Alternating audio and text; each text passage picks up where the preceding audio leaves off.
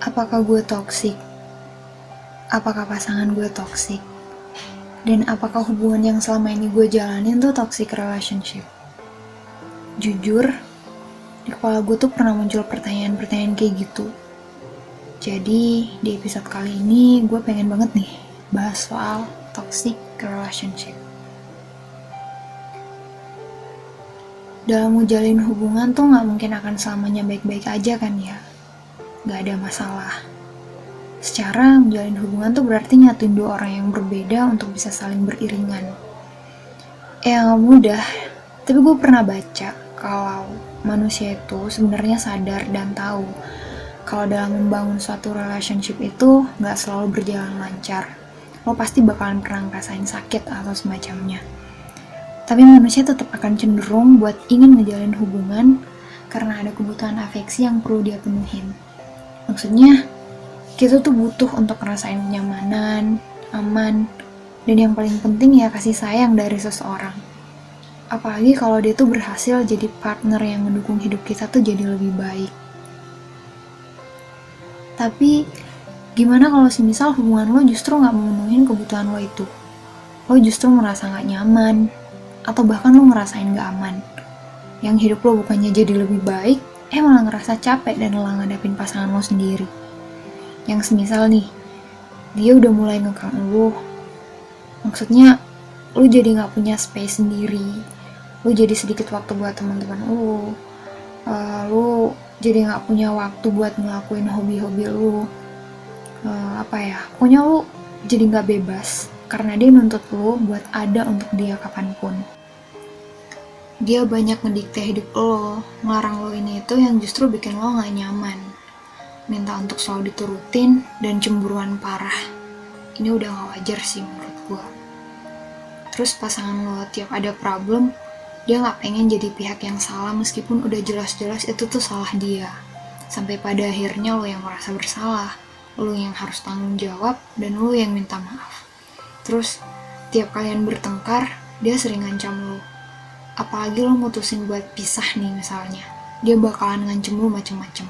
Sampai lo gak bisa ngelakuin apa-apa selain nurutin keinginannya dia. Dan ini yang parah nih menurut gue. Kalau dia udah tega ngelakuin kekerasan verbal, apalagi fisik ke lo. Wah, ini tai banget nih pasangan kayak gini nih. Yang kalau dia lagi emosi, entah karena lo atau ada aja hal-hal yang bikin dia emosi, lo yang jadi sasaran kekesalannya. Kalau kasusnya udah kayak gitu tuh, berarti hubungan lo gak sehat. Tapi ngomong-ngomong, gue juga pernah baca kalau beberapa pasangan yang berada dalam toxic relationship itu cenderung gak sadar kalau mereka tuh sebenarnya ngejalin hubungan yang gak sehat. Tapi gak sedikit juga yang sadar kalau mereka punya hubungan yang gak sehat dan cari cara buat keluar dari hubungan yang toxic ini. By the way, lu jangan nganggep ini tuh masalah yang wajar. Well, lu atau siapapun berhak untuk mencintai dengan bahagia, bukan malah ngerasa tersiksa dengan pasangan. Dalam menjalin hubungan, gak ada yang boleh paling mendominasi dan menguasai. Kalau kemudian lo terjebak dalam toxic relationship, terus lo justru punya pikiran untuk memaklumi pasangan lo yang udah jelas-jelas nyakitin lo dan bikin lo gak nyaman, karena lo mungkin mikir dia bakalan berubah. Jadi meskipun berkali-kali dia nyakitin lo tetap bertahan dan lo tetap merasa punya tanggung jawab sebagai pasangan untuk selalu setia. Menurut gue sih ya, gak ada yang perlu dipertahanin kalau semisal dia udah nyakitin lo berkali-kali dan udah keterlaluan ngekang lo, merasa berkuasa atas diri lo. Bodo amat meskipun lo udah pacaran lama, terus lo ngerasa susah buat ngelepas pasangan lo meskipun dia toksik. Ada perasaan gak rela, lo mikir, eman kalau misal hubungannya diakhiri dengan semua proses yang lo jalanin sama-sama. Ingat, lo punya harga diri. Lo jangan kehilangan harga diri lo karena pasangan lo. Pasangan yang toksik, gak bener-bener sayang sama lo. Banyak drama, terus sok playing victim cuman buat memperdaya lo biar lo kasihan, biar lo gak ninggalin dia.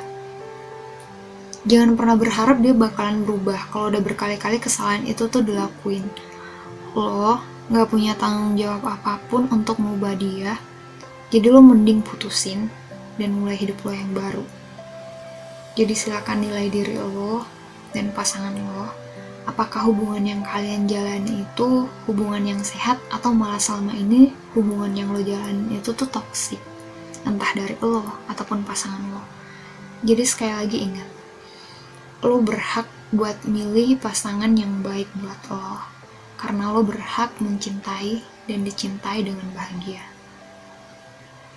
Gua Fafa, thank you udah dengerin, dan sampai ketemu di episode selanjutnya.